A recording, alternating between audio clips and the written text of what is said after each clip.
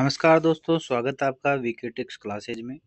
तो आज हम पढ़ेंगे केवीएस एनवीएस स्पेशल एजुकेटर के लिए बेहद ही महत्वपूर्ण टॉपिक सेरेब्रल पाल्सी सीपी, जिसे हम प्रमस्तिष्कीय पक्षाघात भी कहते हैं। तो आइए दोस्तों सेरेब्रल पाल्सी को देखते हैं। अगर बात करें इंटरव्यू की, तो इंटरव्यूअर आपको यह क्वेश्चन पूछ सकता है कि यदि आपकी कक्षा में सेरेब्रल पाल्सी वाला बच्चा हो तो आप उसके लिए क्या व्यवस्था करेंगे। जाहिर सी बात है, अगर आप स्पेशल का कोई सा भी इंटरव्यू देना चाहते हैं और अगर इंटरव्यू पैनल आपसे यह क्वेश्चन करता है कि आपकी कक्षा में सेरेब्रल पाल्सी वाला बच्चा हो तो आप उसके लिए क्या व्यवस्था करेंगे, तो इसका जो आंसर होगा वो है, सबसे पहले मैं बच्चे का कार्यात्मक क्षमताओं फंक्शनल एबिलिटीज का आकलन करूंगा। सबसे पहले क्या करूंगा कि बच्चा किस कैटेगरी में आता है, बच्चे का कार्यात्मक क्षमता कितनी है, वो कौन से स्तर पर स्टैंड करता है, तो उसकी क्या है फंक्शनल एबिलिटीज का आकलन करूंगा। उसके बाद बैठने की व्यवस्था, उसकी सीटिंग अरेंजमेंट करूंगा कि वो कैसे बैठ रहा है, कहाँ बैठ रहा है और वहाँ जहाँ बैठ रहा है उसको सही से समझ में आ रहा है या नहीं। फिर सहायक उपकरण, व्यक्तिगत शिक्षण रणनीतियाँ तथा इंक्लूसिव क्लासरूम सपोर्ट उपलब्ध कराऊंगा।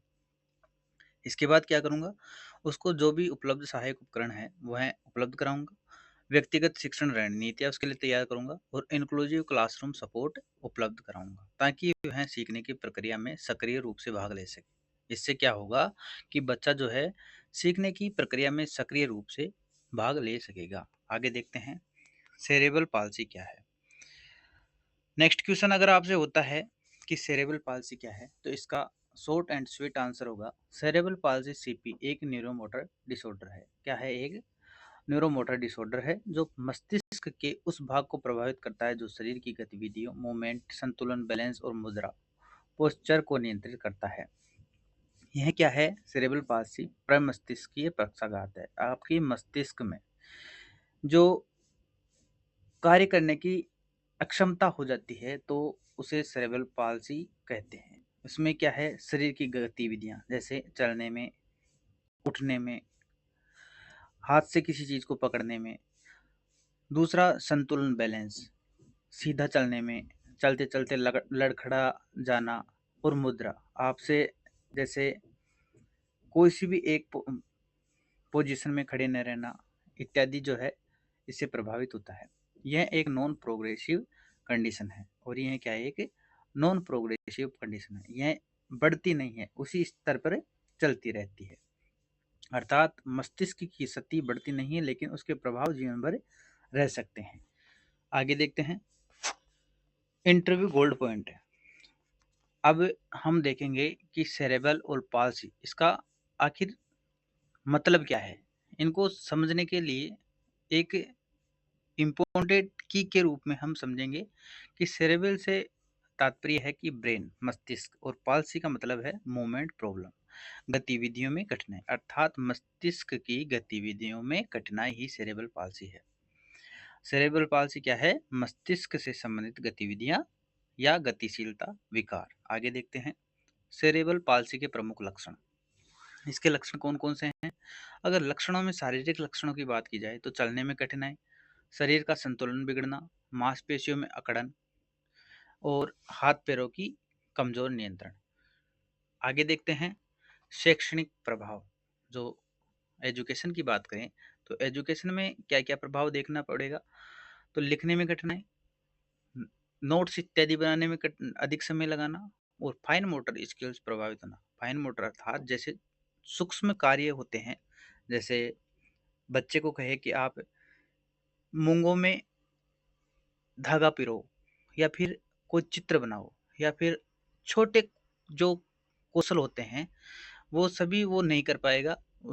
उसकी मांस पेशियां स्थिर नहीं रह पाएगी, इसलिए फाइन मोटर स्किल्स प्रभावित होएगा और उसे सहायक उपकरणों की आवश्यकता होगी। आगे देखते हैं संचार संबंधी कठिनाइयाँ। संचार में क्या है? कम्युनिकेशन, स्पष्ट बोलने में कठिनाई होगी, स्पीच डिसऑर्डर हो जाएगा, स्पीच संबंधी जो भी है डिसऑर्डर हो जाएगा, कम्युनिकेशन डिले हो जाएगा और जो बच्चे का जैसे एज के हिसाब से या क्लास के हिसाब से जो बात या संचार वो करना चाहिए होता है उसको, वो नहीं कर पाएगा, उसके नीचे के स्तर पर वह रह जाएगा। अब सेरेब्रल पाल्सी के प्रकार देखेंगे तो सेरेब्रल पाल्सी के प्रकार है स्पेस स्पास्टिक सेरेब्रल पाल्सी। कौन सा है पहला? स्पास्टिक सेरेब्रल पाल्सी सबसे सामान्य है। इसके विशेषताएं हैं मांसपेशियों में अकड़न, चलने फिरने में कठिनाई, शरीर कठोर दिखाई देना। लगभग अधिकांश सेरेब्रल पाल्सी पर मस्तिष्कीय पक्षाघात में यही प्रकार पाया जाता है। कौन सा? Spastic cerebral palsy. आगे देखते हैं एथेटाइड डिस्काइनेटिक सीपी विशेषताएं। कौन सा? एथेटाइड डिस्काइनेटिक सीपी विशेषताएं। इसकी है अनियंत्रित गतिविधियां, हाथ पैरों का बार बार हिलाना, शरीर पर नियंत्रण कम। और इसके आगे देखते हैं तीसरा अटेक्सिक सीपी विशेषताएं। कौन सी है? अटेक्सिक सीपी विशेषताएं संतुलन बनाने में कठिनाई, चलने फिरने में लड़खड़ाना और कोऑर्डिनेशन की समस्या हो जाना। इसके बाद है मिक्सड सीपी, मिला जुला रूप है। जब एक से अधिक प्रकार एक लक्षण एक साथ दिखाई दे तो वो क्या हो जाएगा? मिक्स हो जाएगा, उसी से मिक्सड सीपी सेरेब्रल पाल्सी कहेंगे। क्लासरूम एडेप्टेशन सीटिंग अरेंजमेंट, बच्चे को आरामदायक और सुरक्षित स्थान पर बैठाएं। ये जो क्या है, एक सेरेब्रल पाल्सी से ग्रसित बच्चे के लिए सावधानियां हैं। अल्टरनेटिव राइटिंग सपोर्ट, उसे लिखने में जो है सपोर्ट देंगे। ठीक जो पेंसिल पकड़ने की जो उसकी ग्रिप होती है उसको पकड़ने में उसकी मदद करेंगे। कंप्यूटर टेबल इत्यादि का उपयोग करवाएंगे।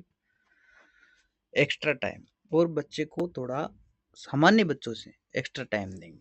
परीक्षा एवं कक्षा कार्य के लिए अतिरिक्त समय दें। इंडिविजुअल असिस्टेंस, जो छोटे कार्य होते हैं उनको छोटे छोटे जो कार्य होते हैं उनको छोटे छोटे भागों में विभाजित करके उसको सिखाएंगे। फिर आगे देखते हैं बेस्ट टीचिंग स्ट्रेटजीज। तो इसमें कौन कौन सा आएंगे?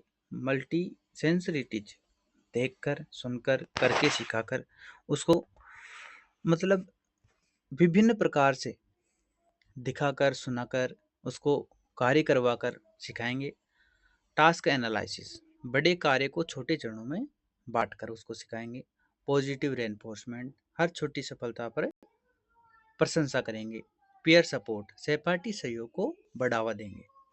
आगे देखेंगे कॉमन मिस्टेक्स। अब कॉमन मिस्टेक्स क्या क्या होती है बच्चे में? बच्चे की शारीरिक कठिनाई को बौद्धिक कमजोरी समझना। बच्चे की जो है शारीरिक कठिनाई है उसको क्या हम बौद्धिक कठिनाई या बौद्धिक कमजोरी समझ लेते हैं, जल्दी जल्दी उसको निर्देश दे देते हैं, सहायता उपकरणों का उपयोग न करवाते हैं और अत्यधिक संरक्षण ऑपरेशन करते हैं। आगे देखते हैं सेरेब्रल पाल्सी वर्सेज पोलियो। अब इन दोनों का क्या है, मिलता जुलता लक्षण देखने को मिलता है, तो हम इनको स्पष्ट करेंगे कि सेरेब्रल पाल्सी में क्या होता है और पोलियो में क्या होता है।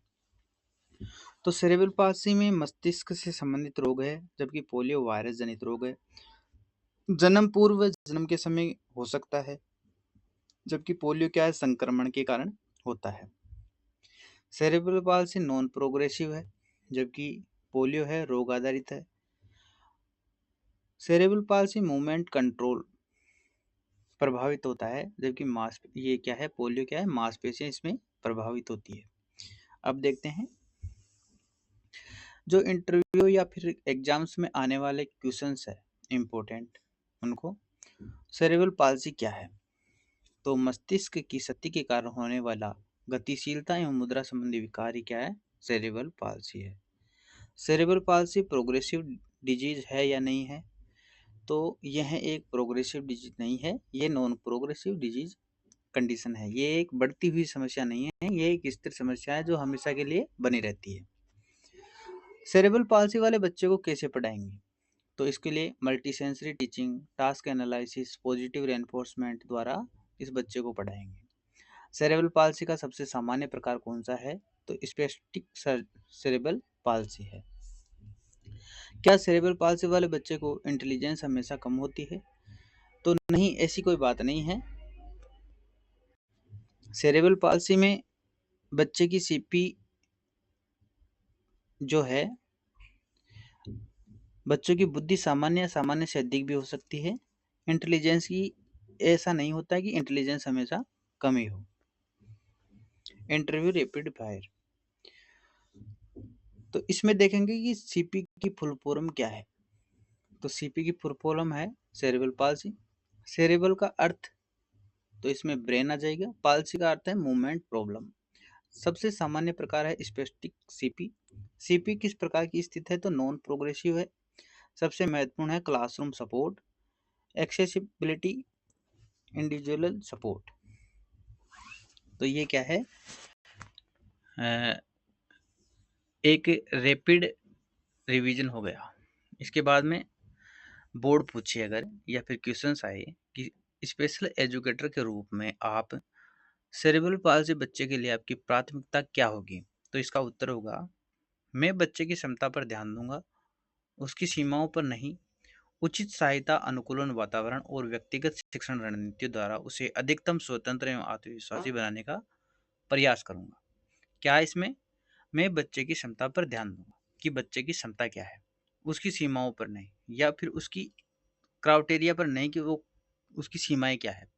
उचित सहायता, अनुकूलन वातावरण और व्यक्तिगत शिक्षण द्वारा उसे अधिकतम स्वतंत्र और आत्मविश्वासी बनाने का प्रयास करूंगा। इसका शॉर्ट एंड स्वीट आंसर होगा कि आप स्पेशल एजुकेटर के रूप में सेरेब्रल पाल्सी बच्चे के लिए आपकी प्राथमिकता क्या होगी। आगे देख, तो इसी प्रकार जो अपना सीपी वाला चैप्टर था वो पूरा हुआ। अगर आपको पसंद आता है तो लाइक करें, कमेंट करें, सब्सक्राइब करें, और यूं ही वीके ट्रिक्स क्लासेज के साथ बने रहें, ताकि स्पेशल से संबंधित जो भी टॉपिक है उनको हम पढ़ सकें और समझ सकें। धन्यवाद।